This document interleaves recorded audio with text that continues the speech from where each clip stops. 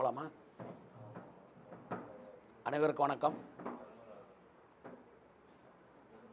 எங்களுடைய பாரதிய ஜனதா கட்சியினுடைய அமைப்பு ரீதியான தேர்தல் பாரத தேசம் முழுவதும் செப்டம்பர் 2ஆம் தேதி தொடங்கி, அதுவும் பாரத பிரதமர் நரேந்திர மோடி அவரே தன்னை முதல் உறுப்பினராக இணைத்து கொண்டு தொடங்கி எல்லா மட்டத்திலும் கிளை அமைப்புகள், எங்களுடைய கட்சியில் சொல்லப்படுகிற மண்டல் என்று சொல்லப்படுகிற நகர ஒன்றிய அமைப்புகள், அதனைத் தொடர்ந்து மாவட்ட அமைப்புகள், அதனைத் தொடர்ந்து மாநில அமைப்பு வரை இன்றைக்கு தேர்தல் முடிவுற்றிருக்கிறது. தமிழகத்தை பொறுத்தவரை 67 மாவட்டங்களுக்கு, எங்களுடைய கட்சி மாவட்டங்களாக 67 மாவட்டங்கள் வைத்திருக்கிறோம். அந்த 67 மாவட்டங்களுக்கும் இன்றைக்கு தேர்தல் முடிவுற்று 67 மாவட்டத்தை புதிய மாவட்ட தலைவர்கள் உருவாக்கப்பட்டிருக்கிறார்கள். எங்கள் கட்சியில் ஒரு வரைமுறையை, ஒன்றிய நகர தலைவர்களாக இருப்பவர்கள் 45 வயதுக்கு உட்பட்டவர்கள், அதே போல மாவட்ட தலைவர்களாக இருப்பவர்கள் 60 வயதுக்கு உட்பட்டவர்கள் 2 முறைதான் அந்த பொறுப்பில் இருக்க முடியும். அப்படி அந்த முறையின்படி வரையறைப்படுத்தி இன்றைக்கு 67 மாவட்டங்களுக்கு மாவட்ட தலைவர்கள், அந்த பகுதியில் இருக்கக்கூடிய அனைத்து ஒன்றிய நகர தலைவர்கள் புதிதாக பொறுப்பேற்றிருக்கிறார்கள். பொறுப்பேற்று இன்றைக்கு கட்சி வலிமையோடு பயணத்தை தொடங்கி இருக்கிறது. மிக விரைவிலே மாநில தலைவர் தேர்தல் மிக விரைவில் நடைபெற இருக்கிறது. இதற்கிடையே இன்றைக்கு 2025 நிதிநிலை அறிக்கை 2014 தொடங்கி இதுகாரும் 12 நிதிநிலை அறிக்கையை நம்முடைய பாரத பிரதமர்,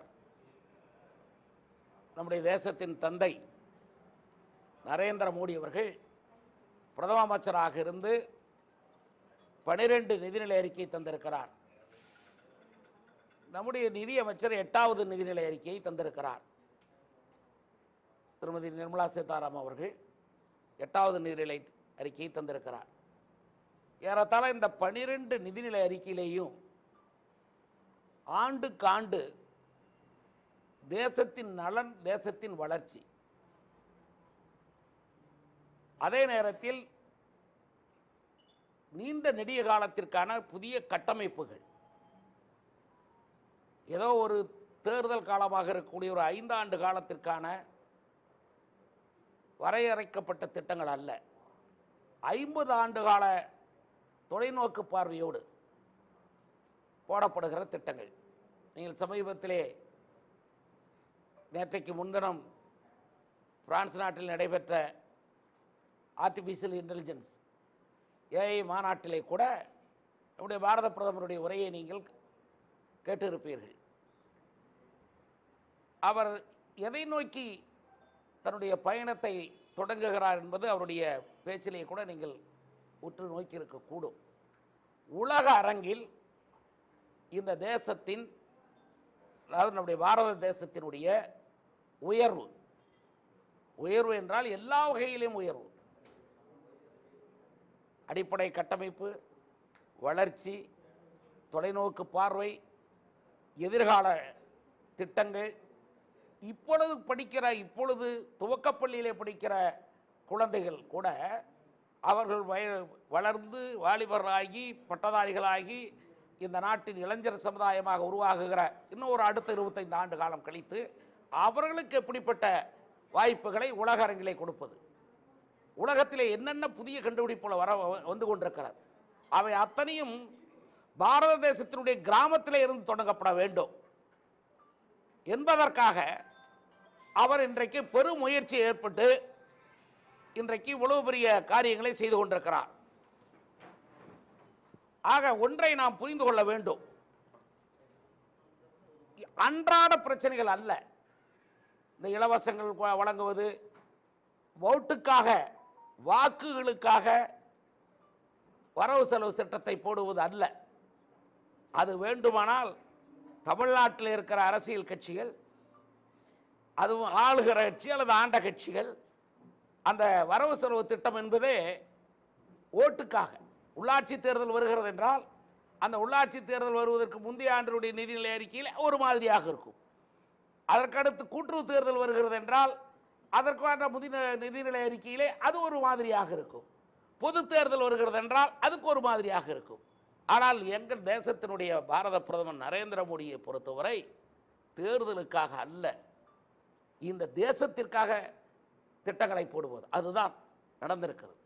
இந்த 12வது நிதிநிலை அறிக்கையிலே கூட அவர் இன்றைக்கு கொடுத்திருக்கிற திட்டங்களை பார்க்க போனால் அடுத்த 50 ஆண்டுகளுக்கு நம்முடைய நாட்டின் உயர்வு, இந்த தேசத்தின் வளர்ச்சி, தான் பிரதம அமைச்சராக தொடர்கிறோமோ இல்லையோ, தன்னுடைய இயக்கம் தொடர்கிறதோ இல்லையோ, இந்த தேசம் தொடர வேண்டும், இந்த தேசம் வளர்ச்சி பெற்ற நாடாக இருக்க வேண்டும், இந்த தேசம் உலகத்திற்கு தலைமை தாங்குகிற அருகதையோடு வளர வேண்டும் என்ற ஒரு உயர்ந்த நோக்கத்தோடு தான் அவர் திட்டங்களை தீட்டியிருக்கிறார் என்பது இந்த நிதிநிலை அறிக்கையில் வெளிப்பாடாக வெளிவந்திருக்கிறது. ஏன் உச்சவரம்பு திடீரென்று 12 லட்சம் ரூபாய்க்கு உயர்த்தினார்? அடுத்தது உடனே கேள்வி, 8வது நிதி கமிஷன் வருகிறது, ஊதிய உயர்வு குழு வருகிறது, ஆகவே அதற்கு முன்கூட்டி, ஆமாம் அது என்ன தவறு? ஆக இப்பொழுது 12 லட்சம் ரூபாய்க்கு வரைய உயர்த்துகிற போது அவருடைய சம்பளத்தை உயர்த்துகிற போது அவர்களுக்கு கொண்டு போய் வரியாக கட்டிவிடக்கூடாது, சம்பள உயர்வாக அவர்களுக்கு இருக்க வேண்டும் என்பதற்காக. ஆக அதுதான் எதிர்கால திட்டங்கள். இதை எத்தனை நடுத்தர குடும்பங்கள் இதனாலே பயன்படுகிறது? இது என்ன சாதாரண, இவர்களுக்கு என்ன வேண்டும்? தமிழ்நாட்டில் இவர் முதலமைச்சருடைய கூக்குரல் என்ன? கூக்குரல், அழுகுரல், மன்னிக்க வேண்டும், கூக்குரல் என்று சொல்வதை விட அழுகுரல். எதற்காக அழுகிறார்? திருட முடியவில்லை என்பதற்காக அழுகிறார். திருடுவதற்கான திட்டங்கள் வேண்டும் அவருக்கு. அவர் கேட்கிற பணத்தை தமிழ்நாட்டுக்கு கொடுக்க வேண்டும், அதிலே திருட வேண்டும்.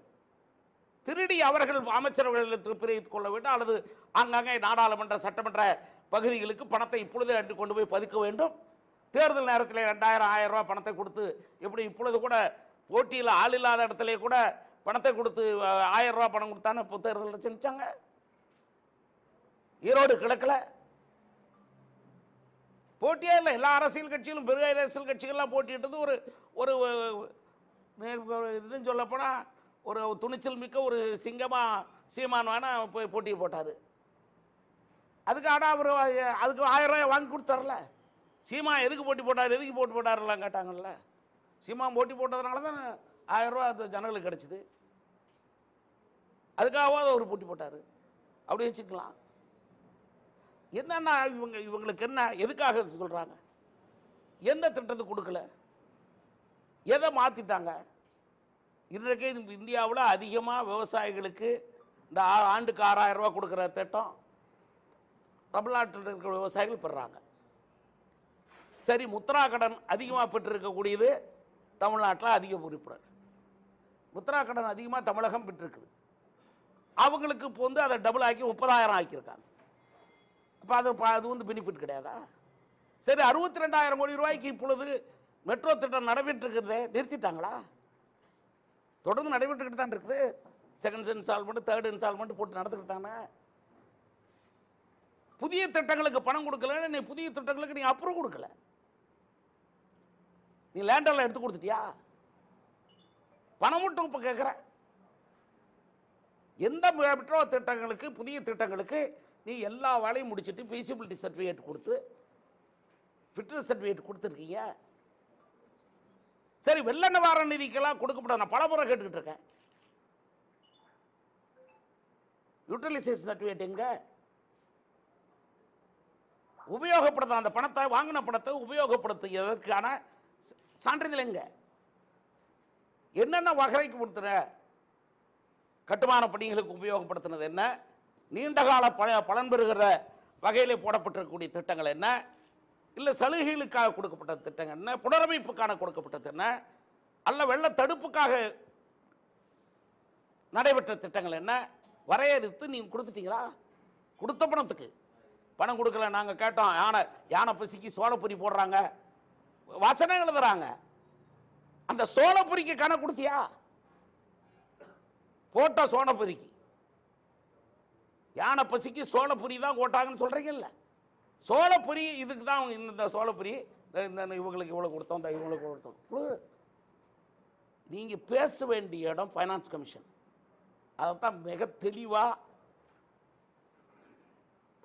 நிதியமைச்சர் சொல்லிட்டாங்க. நீ பேச வேண்டிய இடம் ஃபைனான்ஸ் கமிஷன். அது தன்னிச்சையான பாடி. ஐஏஎஸ் ஆஃபீஸர், உங்கள்கிட்ட ஐஏஎஸ் ஆஃபீஸர் இருக்கா, உதவி சந்திரன் உனக்கு லஞ்சம் வாங்கி கொடுக்கறதுக்கு மட்டும் தான் உனக்கு செக்ரட்டரியாக வச்சிருக்கியா?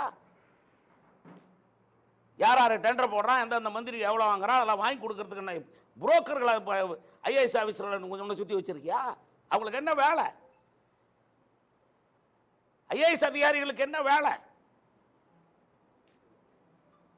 அவங்க போய் இப்போ டெல்லியில் பேசணும், ஃபைனான்ஸ் கமிஷனில் பேசணும், பிளானிங் கமிஷன் பேசணும். பிளானிங் கமிஷன் தான் மாதிரி இது வந்திருக்கு, அங்கே போய் பேசுங்க.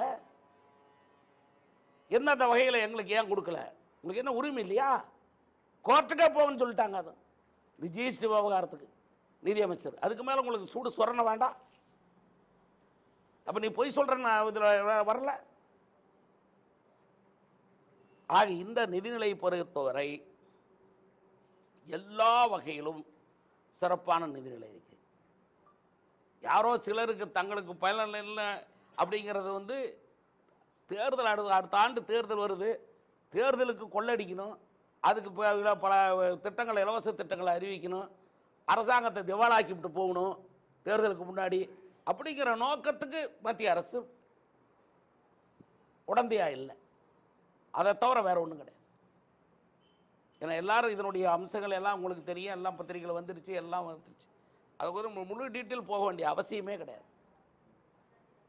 எல்லா திட்டங்களும் அறிவிக்கப்பட்டிருக்கக்கூடிய இந்த நிதிநிலை அறிக்கையை பொறுத்தவரை இதுகாரும் நம்ம பாரத தேசத்திலே வந்த நிதிநிலை அறிக்கையில் சி சுப்பிரமணியம் காலத்திலிருந்து சி சுப்பிரமணியம் கொடுத்தாலும் சரி, சிதம்பரம் கொடுத்த அறிக்கைகளாக இருந்தாலும் சரி, என்ன வெங்கட்ராமன் கொடுத்த அறிக்கையாக இருந்தாலும் சரி, இன்னும் பல தலைவர் அருண்ஜேட்லி கொடுத்த அறிக்கைகளாக இருந்தால் எல்லா அறிக்கைகளை விட பாரதிய ஜனதா கட்சி நரேந்திர மோடி தலைமையில் இருந்த இந்த ஆட்சி 14 இருந்து தொடங்கி நடைபெறுகிற இந்த 12 ஆண்டு காலத்தில் இந்த 12வது நிதிநிலை அறிக்கை எங்களுடைய 11 நிதிநிலை அறிக்கையை விடவே சிறந்த நிதிநிலை அறிக்கை, உயர்ந்த நிதிநிலை அறிக்கை. அதற்கான ஆதாரங்கள் அத்தனையும் அடுக்கடுக்காக இருக்கிறது. காரணம் எங்களுக்கு நோக்கம் என்னன்னா, எங்களுடைய லட்சியம் என்னன்னா, அடுத்த ஆண்டுக்கான லட்சியம் அல்ல, அடுத்த 50 ஆண்டுகளுக்கான லட்சியம். 2047 இந்த நாடு சுதந்திரம் அடைந்து 100 ஆண்டுகள், 100 ஆண்டை தாண்டுகிற போது என்ன நடக்கணும்? அன்றைக்கு இந்த நாடு 100வது சுதந்திர தினத்தை பார்க்கிற போது என்ன வளர்ச்சியை காண வேண்டும், எப்படிப்பட்ட கட்டமைப்புகளை நாம் காணப்போகிறோம் என்பதற்காக தயாரிக்கப்பட்ட நிதிநிலை. எங்களுக்கு தேர்தலுக்கு ஒரு வார்த்தை, அதற்கு இடையிலே நிதிநிலை அறிக்கையில் ஒரு வார்த்தை என்பதெல்லாம் பாரதிய ஜனதா கட்சியை பற்றி கிடையாது.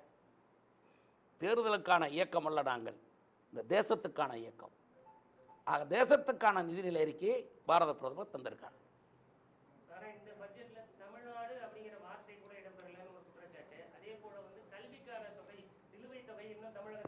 தமிழ்நாடு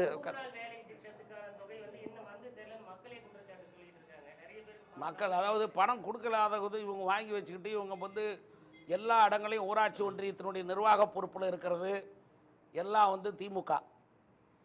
எல்லாம் எதையும் விடல. கோயிலுக்குள்ளே திமுக, பள்ளிக்கூடத்துக்குள்ளே திமுக, எதுக்கு எப்படி பெற்றோர் ஆசிரியர் கழகம்னு சொல்லிட்டு. ஆக திமுகவுடைய நிர்வாகிகள் எல்லா இடத்துலையும் இப்போ இந்த 100 நாள் வேலைவாய்ப்பு திட்டத்துக்கு வாங்கி கொடுக்கும் பஞ்சாயத்து போர்டு பிரசிடெண்ட்டில் 75% திமுகவாக்கால் அவங்கள பற்றி உட்கார வச்சுக்கிட்டு அவங்க கொடுக்குற கணக்கு வீடியோ உள்ளாட்சித்துறை எங்கள் மத்திய அரசினுடைய அதிகாரிகளாக இருக்கீங்க. இப்போ நீங்கள் ரோட்டில் பார்க்குற மக்களே சொல்கிறாங்கல்ல, அந்த மக்கள் என்ன பண்ணிக்கிட்டு இருக்காங்கன்னு போய் பார்த்துக்கிறீங்களா? அந்த மக்கள் ரோடு ஓரத்தில் உட்காந்துக்கிட்டு என்ன வேலை பார்க்குறாங்கன்னு பார்த்தீங்களா?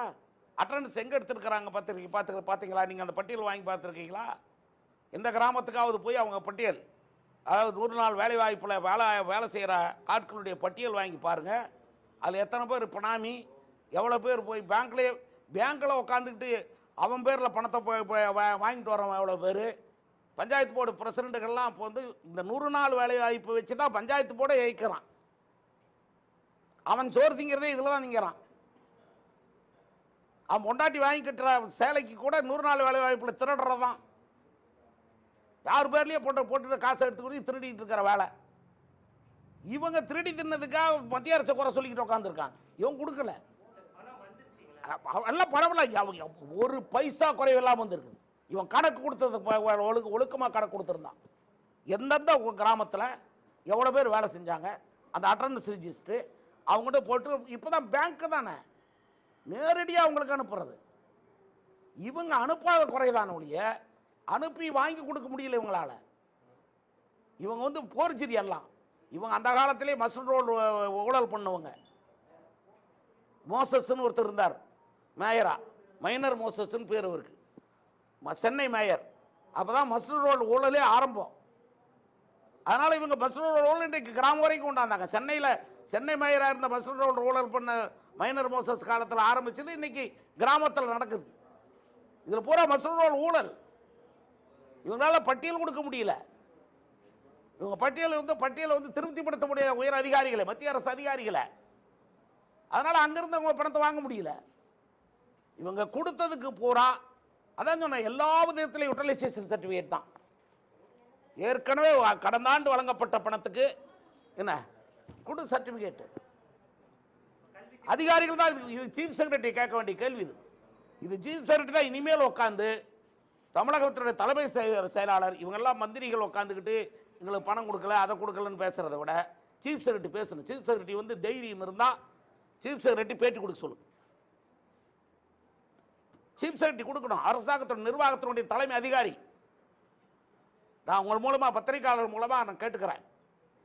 முதலமைச்சருடைய அத்தனை கோரிக்கைகளும் மத்திய அரசு நிதி கொடுக்கலன்னு சொல்றது, மத்திய அரசு என்னென்ன திட்டங்களுக்கு எங்களுக்கு வந்து ஒதுக்கலன்னு சொல்றது, இது எல்லாம் சீஃப் செக்ரட்டரி உட்காந்து பேசணும்.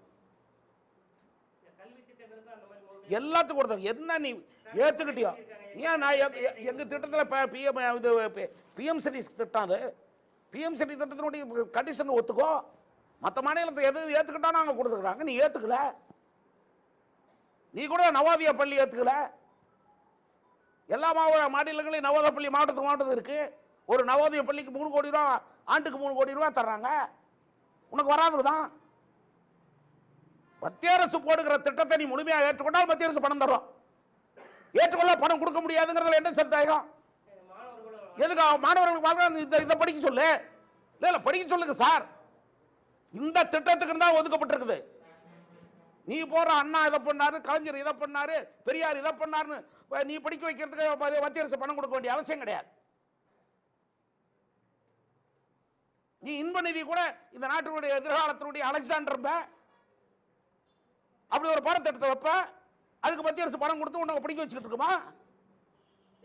மத்திய அரசு கலைஞர் காலத்தில் போடப்பட்ட குழுவினுடைய பரிந்துரையின் காரணத்தில் தான் மத்திய அரசு கொண்டு வந்திருக்குது. இந்த எஜுகேஷன் திட்டமே கலைஞர் ஏற்றுக்கிட்டது. நேற்று சுந்தரவடியார் காலத்திலேயே ஏற்றுக்கிட்டது. பல வல்லுநர்களால் ஏற்றுக்கொள்ளப்பட்டது. நீ அதை ஏற்றுக்க மாட்ட. நீ இப்ப சொன்னீங்கன்னா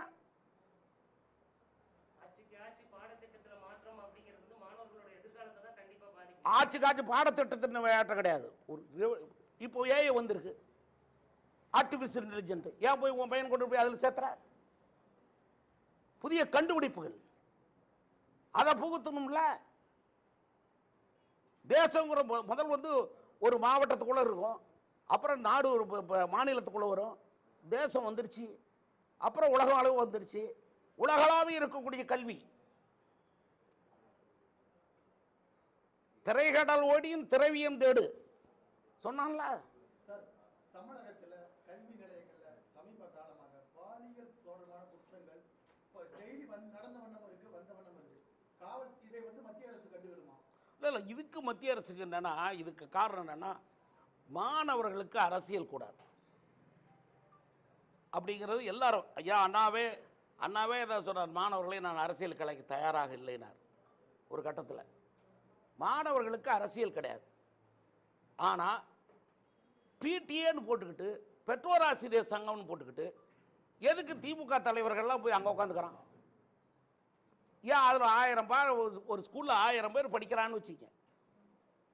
ஒரு பள்ளிக்கூடத்தில் 1000 பேர், ஒரு மேல்நிலை பள்ளியில் 1000, நான் குறைந்தது சொல்கிறேன், 1000 பேர் படிக்கிற பள்ளிக்கூடத்தில் அந்த 1000 பேருடைய பெற்றோர்களில் எந்த அரசியல் கட்சிக்கும் இல்லாத பெற்றோர்கள் இல்லையா?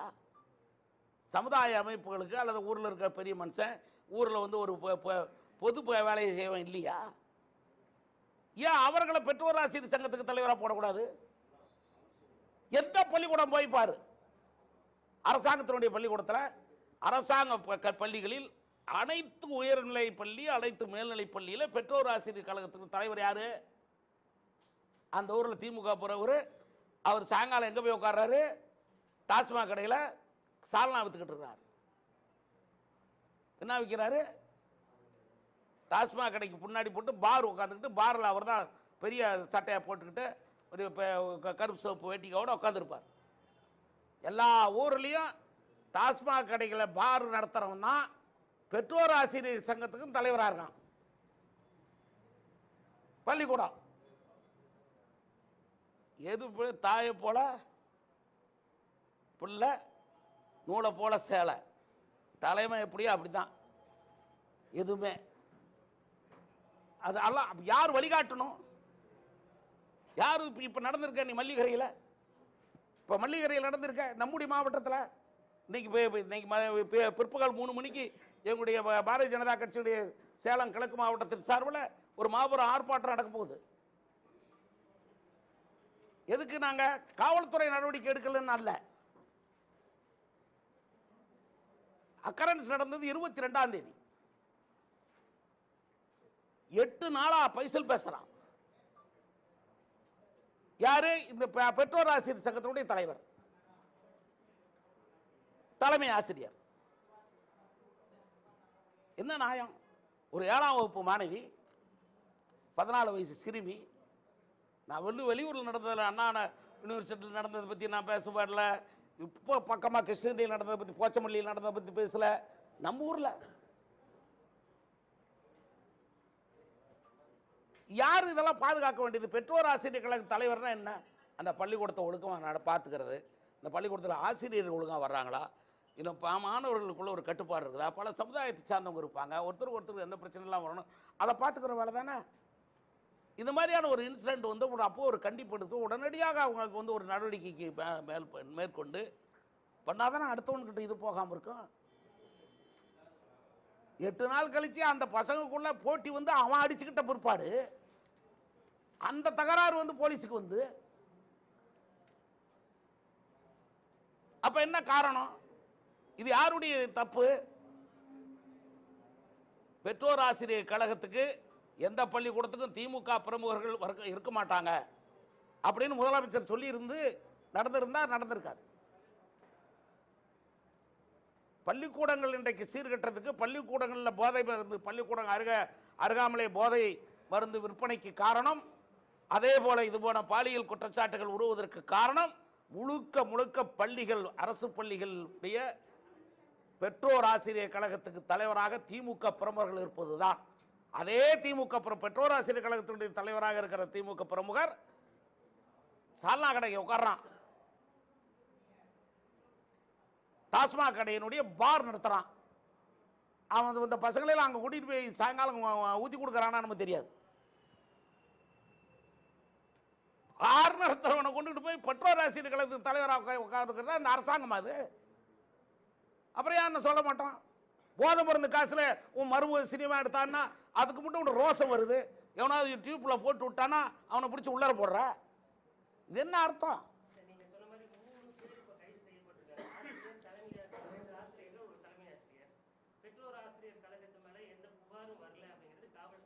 தான் கொடுக்குறோம். இப்போ சொல்லியிருக்கிறோம்ல, பெற்றோர் ஆசிரியர் கழகத்துக்கு மேலே 8 நாளாக அவங்க தான் உட்காந்து பேசியிருக்கான். நாங்கள் அதை தான் நான் இப்போ கேட்குறேன். எங்கள் டிமாண்டே இப்போ அதுதான். இன்றைக்கு போராட்டமே இன்றைக்கி அதுதான். இன்னைக்கு மத்தியானம் 3 மணிக்கு போராட்டம். மாவட்ட தலைவர் சிரமநாதன் தலைமையில் ஆத்தூரில் போராட்டம். அதுக்கு சிறப்பு அழைப்பாளர்களாக வந்து நம்முடைய முன்னாள் அமைப்பு பொதுச் செயலாளர், எங்கள் கோட்டத்தினுடைய அமைப்பு பொதுச் செயலாளர் இருந்தார், சேலம் கிழக்கு மாவட்டத்தினுடைய தலைவர் சுதீர் முருகன், மேற்கு மாவட்டத்தினுடைய தலைவர் சுதீர் முருகனும், நம்முடைய சட்டமன்ற முன்னாள் உறுப்பினர் கூட்டுறவு பிரிவினுடைய எங்களுடைய மாநில பிரிவு தலைவர் வெங்கடாச்சலம் அவர்களும் 2 பேரும் சிறப்பு அழைப்பாளர்களாக போகிறாங்க. இன்னைக்கு 3 மணிக்கு தடை கூட போட்டிருக்காங்கன்னு சொன்னாங்க. போலீஸ் அனுமதி கொடுக்கலனாங்க. போலீஸ் அனுமதி இல்லைனாலும் ஆர்ப்பாட்டம் நடைபெறும்.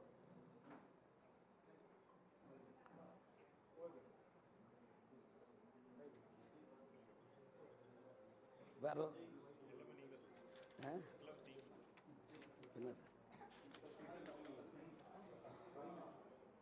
இப்போ நீங்கள் இங்கே வந்து வேலைவாய்ப்பே இல்லை தமிழ்நாட்டுக்கு. பொதுவாக எங்களுடைய நிதிநிலை அறிக்கையில் ஒன்றுமே சொல்லலை. இங்கே கேட்டீங்க தமிழ்நாடுன்னு பேர் ஒரு கூட பேர் சொல்ல மாட்டேங்கிறாங்கன்னு. இதெல்லாம் சும்மா லாவணி கச்சேரி அவனா வச்சுக்கலாம். அதை தமிழ்நாடுன்னா இப்போ எல்லாம் வந்து வேளாண் திட்டங்களுக்கு வழங்கப்படுகிற நிதினா அது நாடு பூராவுக்கு தான். உச்சவரம்பு 12 லட்சம் ரூபான்னா அது தமிழ்நாட்டில் இருக்கிறவங்களுக்கு தான். அதாவது மத்திய அரசு இந்திய பேரரசு, அது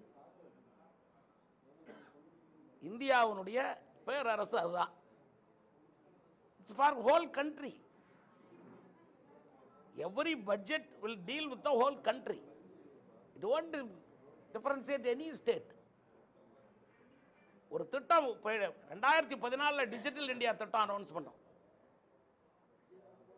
முதல் இந்தியாவில் அருண்ஜேட்லி பட்ஜெட் முதல் நிதிநிலை அறிக்கை,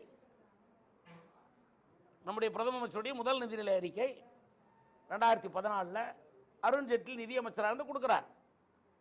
அதில் தான் டிஜிட்டல் இந்தியா திட்டம் அனௌன்ஸ் ஆகுது. இன்றைக்கி அது காய்கறி எடுக்காரன் கூட QR கோடு வச்சுக்கிட்டு திருப்பிக்கிட்டு இருக்கிறோம்.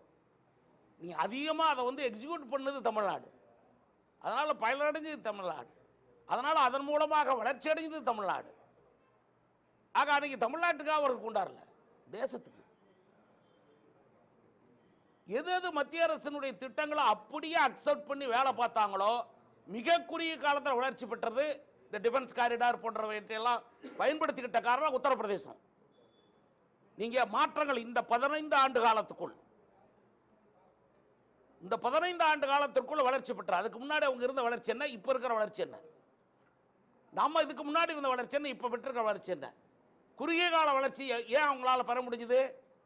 இரட்டை இன்ஜின் சிஸ்டம் ஆட்சி முறை, மத்திய அரசோடு ஒத்துப்போகிற ஆட்சி தமிழகத்திலும் இருக்குமே. ஆனால் நிச்சயமாக எல்லாம் அவங்களே சொல்றாருல்ல, நாங்கள் எங்களெல்லாம் புறக்கணிச்சிட்டோம், நாங்கள் இல்லாத புறக்கணிச்சு அவங்களுடைய பிஜேபி ஆளுகிற மாநிலத்துக்கெல்லாம் கொடுக்குறாங்கன்னு. ஆமாம், தமிழ்நாடும் பிஜேபி ஆளுகிற மாநிலமாக வரட்டும், அப்போ தான் நாங்கள்லாம் வளர்ச்சி பெற முடியும்னு சொல்லு முதலமைச்சர் சொல்லட்டும். ஜனங்களுக்காக தான் நீங்கள் இந்த ஜனங்க வளர்ச்சி பெறணும்னா பிஜேபி ஆட்சி வேணும் சொல்லு. நீங்கள் பிஜேபி ஆட்சி இருக்கிற இடத்துக்கு வளர்ச்சி பெறுது, பிஜேபி ஆட்சி இருக்கிறதுக்கு பணம் கொடுக்குறாங்க, விட்டுட்டு போயா பிஜேபி ஆட்சி வரட்டும், அப்போ ஜனங்க பெனிஃபிட் ஆகட்டும். உண்மையா அது? நீ ஆகணும், நீ பெனிஃபிட் ஆகணும், அதில் திருடணும், 20% 30% திருடி திங்கணும். நீ ரேஞ்ச் ரோவர் காரில் ஸ்கூட்டர் வாங்குறதுக்கு யோகியது இல்லாதவன்லாம் இது இவ்வளோ காலம் 30 40 வருஷத்துக்குள்ள நீ ரேஞ்ச் ரோவர் கார் வச்சுட்டு ஓட்டிக்கிட்டு இருக்கிற. இப்போ நீ வளர்ச்சி பெறணுங்கிறதுக்காக இந்த நாட்டை வந்து நீ குட்டிச்சவர் ஆக்கிறதுக்காக மத்திய அரசு மேலே குறைகளை சொல்லிக்கிட்டு.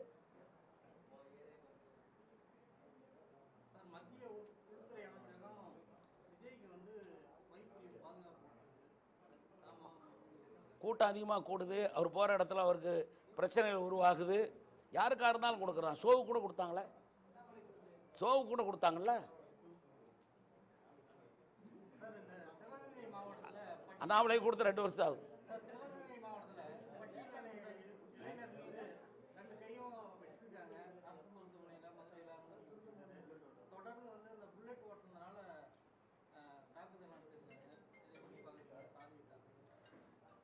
சாதிய தாக்குதல் மட்டுமல்ல, பொதுவாக திமுக ஆட்சியில் சட்டம் ஒழுங்கு கெட்டு போச்சு. நீங்கள் என்னன்னா பண்ணாலும், ஆனால் அதுக்கு பெரிய குறைகள் வந்து என்னென்னா, அது ஆட்சியை குறை சொல்லாமல் ஏதோ ஜாதிய பிரச்சனைகள் அது இது காவல்துறையை நிம்மதியாக இயங்க விடவில்லை. தமிழகத்துடைய காவல்துறையை நிம்மதியாக இயங்க விடாமல் செய்கிற நிகழ்ச்சி தான். காவல்துறையை தன்னிச்சையாக இயங்க விட்டாங்கன்னா போதும். அது ஆளுங்கட்சியினுடைய தலையீடு, திமுகவுடைய தலையீடு மிக அதிகம் ஆங்காங்கே. ஏன்னா போய் அதிகாரமற்ற ஒரு பதவியே இல்லாத அதிகாரமற்ற ஒரு இடத்துல போய் ஒரு டிஐஜி டிரான்ஸ்ஃபர் வாங்கிட்டு வர முடியும், ஐஜி டிரான்ஸ்ஃபர் வாங்கிட்டு வர முடியும். நாளைக்கு காலையில் 11 மணிக்கு போய் பாருங்கள் பீச்சில் சபரீஷன் வீட்டுக்கு முன்னாடி எத்தனை டிஐஜி நிற்கிறான், எத்தனை எஸ்பி நிற்கிறான், எத்தனை டிஎஸ்பி நிற்கிறான்னு பாருங்க. அதுக்கே நிற்க மாட்டான். அவன் கையில் இருக்கிற பொட்டியை பாருங்க. இல்லாட்டினா அவங்க வந்து ஆளு கூட வச்சிருப்பா, ஜீப்பில் போய் ஏறிப்பார், ரெய்டு பண்ணு, அவனை ரெய்டு பண்ணு. டிரான்ஸ்ஃபருக்கு பணம் எங்க போய் அப்புறம் எப்படி அவங்ககிட்ட நீ இதை சட்ட ஒழுங்கு எப்படி பாதுகாப்ப? ஓரங்கட்டப்படல. பணம் கொடுக்காதான் நேர்மையான பதவிக்கு வர முடியல. நேரம் ஓட்ட நான் ஓரங்கட்டப்பட்டாங்கன்னு நான் சொல்ல மாட்டேன். நேர்மையான அதிகாரிகளும் பணம் கொடுத்துட்டு தான் நேர்மையாக வரான். அது மாதிரி நிலைமை இப்போ ஏன் தமிழ் சேலம்லாம் நேர்மையான அதிகாரிகள் தான். நான் இல்லைன்னு சொல்ல மாட்டேன். யார் வேணாலும் வச்சுங்க. ஆனால் நான் நேர்மையானு சொன்னதுனால நாளைக்கு அவங்கள மாற்றிடக்கூடாது. என்ன ஏன்னு கேட்டிங்கன்னா, இப்போ வந்து அவருக்கு தகவல் கிடைச்ச அடுத்த 4வது மணி நேரம் ஆக்ட் பண்ணியிருக்கார். இந்த மல்லிகரை விஷயத்திலே கூட அவங்களுக்கு தகவல் கிடைச்ச பிற்பாடு 4வது மணி நேரத்தில் ஆக்ட் பண்ணுறாங்க. தகவல் தராமல் ஏமாத்துனது எல்லாம் அந்த பெற்றோர் ஆசிரியர்களும் தலைமை ஆசிரியர். என்ன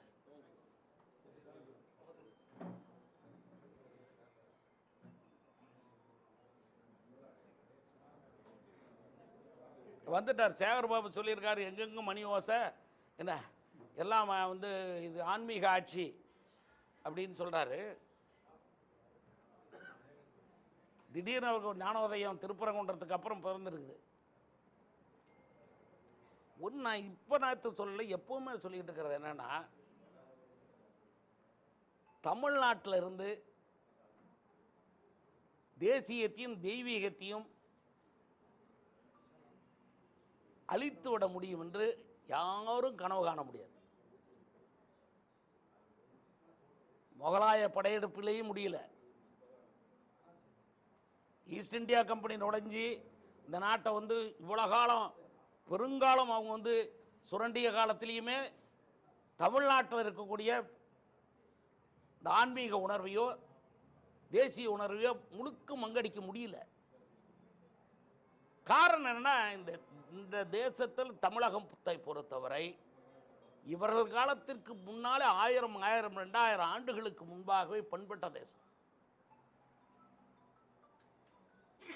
இப்போ சொல்கிறாரு திருச்சி சிவா பேசினார்ல, எனக்கு வந்து நான் 5000 ஆண்டுகளுக்கு முன்னாடி இரும்பு இருந்திருக்குது, அந்த இரும்பு கண்டுபிடிச்ச எங்கள் தலைவரை அதை ஏன்னு பெட்ஷீட்டில் கொடுக்கலன்னா, இன்னும் கீழத்து கொண்டு பார்த்தீங்கன்னா 6000 ஆண்டுக்குள்ள 6000 மண்டோடு கூட தான் இருக்கும்.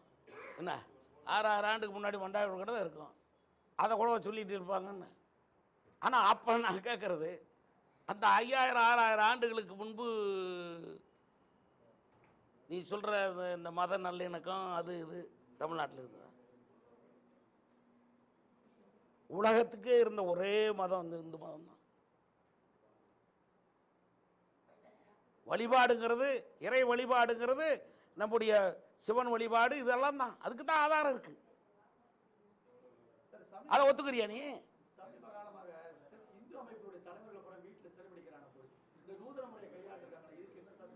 இல்லை அது என்னன்னா, அவங்களுக்கு வந்து பயம் பயம் பயம் தெனாலியா ஒரு படத்தில் கமலஹாசன் சொல்கிற போது, உனக்கு எதை கண்டாலும் பயம் பயம் பயம் பயம். உனக்கு இருக்கக்கூடிய பயமே அதுதான்.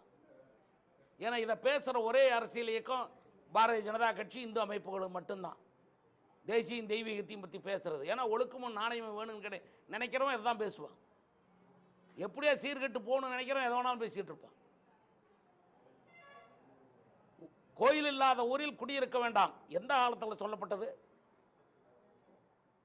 இங்கே திராவிட காலத்திலையா? பெரியார் பிறந்ததுக்கு அப்புறமா? கோயில் இல்லாத ஊரில் குடியிருக்க வேண்டாம்னு சொல்லப்பட்டது எந்த காலம்? கனியம்புன்ற காலத்தில் சொல்லப்பட்டது. அப்ப கோயில் தான் ஒரு கட்டுப்பாடு அமைப்பு. அந்த ஊரை கட்டுப்படுத்துவது, நாணயத்தை கட்டுப்படுத்துவது, குடும்பங்களை கட்டுப்படுத்துவது. இன்னொரு காலத்தில் கோயில் தான் பாதுகாப்பு அமைப்பு. இன்னொரு காலத்தில் கோயில் தான் கிடங்குகள். எதுக்கு கோபுரத்தில் கொண்டு போய் நெல்லை கொட்டுறான்? இந்த கொரோனா மாதிரி உலகம் ஒரு பெரிய அளவில் அழிஞ்சு போனால் கூட விதை நெல் கிடைக்கணும், நவதானியங்கள் கிடைக்கணும். 15 ஆண்டுகள் 20 ஆண்டுகள் கழித்து நீ அதை எடுத்து பார்க்க 12 வருஷத்துக்கு ஒரு கும்பாபிஷேகம். 12 வருஷத்துக்கு முன்னாடி அந்த அந்த அந்த தானியங்களை எடுத்து விதைச்சின்னா விளையும். இதெல்லாம் ஒரு ஒரு எவ்வளவு பெரிய தத்துவங்களை படைச்சிருந்தது. எல்லாம் அழிச்சு கடவுள் மறுப்பு கொள்கை அப்படின்னு ஒரு மாயை உருவாக்கி எல்லா சமுதாயத்தினுடைய சீர்திருத்தங்களை அழிச்சு, சமுதாயத்துடைய வளர்ச்சியை அழிச்சு, சமுதாயத்துடைய கட்டுப்பாட்டை அழிச்சு தங்க குடும்பம் வளரணுங்கிறதுக்காக மட்டும். ஏன் இது கர்நாடகாவில் இல்லை? ஏன் இது கேரளாவில் இல்லை? ஏன் இது வெஸ்ட் பெங்காலில் இல்லை? எங்களுக்கு எதிராக தான் அரசியல் கட்சி நடத்துறாங்க, ஆட்சி நடத்துறாங்க. இங்க மட்டும் ஏன் இது? இந்த சமுதாயத்தை சீரழிச்சாதான் தாங்க வாழ முடியும். சமுதாய சீரழிக்கிற தலைவர்கள் இந்த நாட்டின் தலைவர்களாக வந்து உட்கார்ந்துருக்காங்க. அதை நம்புற முட்டாள்கள் தமிழ்நாட்டினுடைய, எப்படி இதை சொன்னார்ல, கடவுளை நம்புற முட்டாள்னு சொன்னார்ல, நான் இப்ப சொல்றேன், திமுக தலைவர்களை நம்புகிறவன் முட்டாள், திமுக தலைவருடைய கொள்கையை நம்புகிறவன் முட்டாள், திமுக தலைவர்களுடைய அன்றாட பேச்சுக்களை நம்புகிறவன் முட்டாள். எனக்கு உரிமை உண்டு இல்ல? கடவுளை நம்புறவன் முட்டாள்னு சொல்றதுக்கு அவனுக்கு உரிமை உண்டுன்னா என்ன? திமுகவை நம்புகிறவன் முட்டாள்னு சொல்றதுக்கு எனக்கு உரிமை உண்டு இல்ல?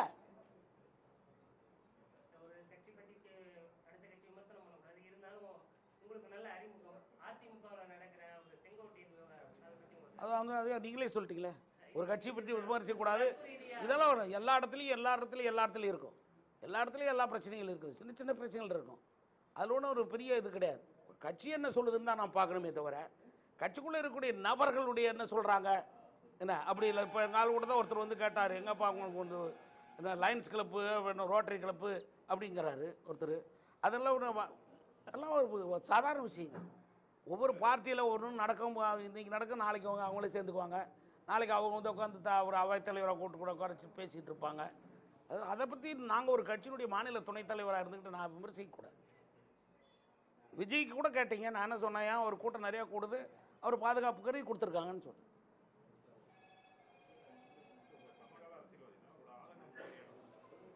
ஒற்றுமையாக இருக்கணும் எல்லாரும். எல்லா அரசியல் கட்சியும் அவங்கவுங்க கட்சியை வலுப்படுத்துறதுக்கு அவங்க ஒற்றுமையாக இருக்கணும்.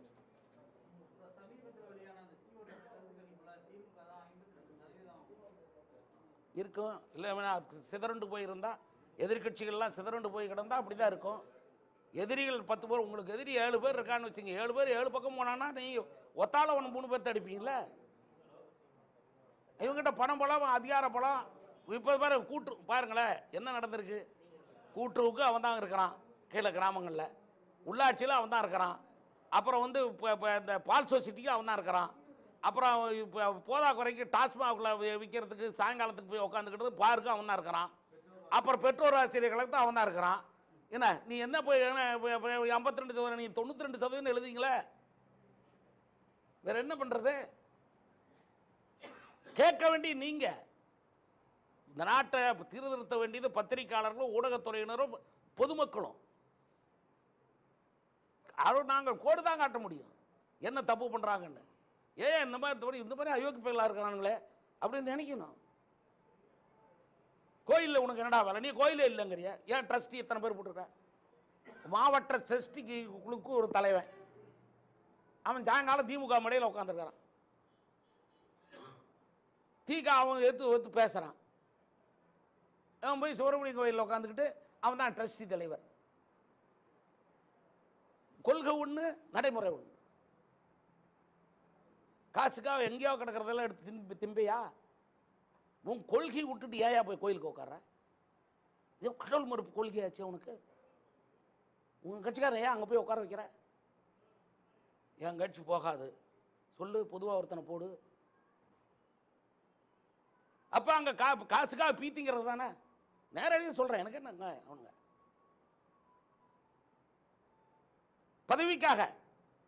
பதவிக்காக பல்லளிக்கிற கூட்டம் தானே திமுக.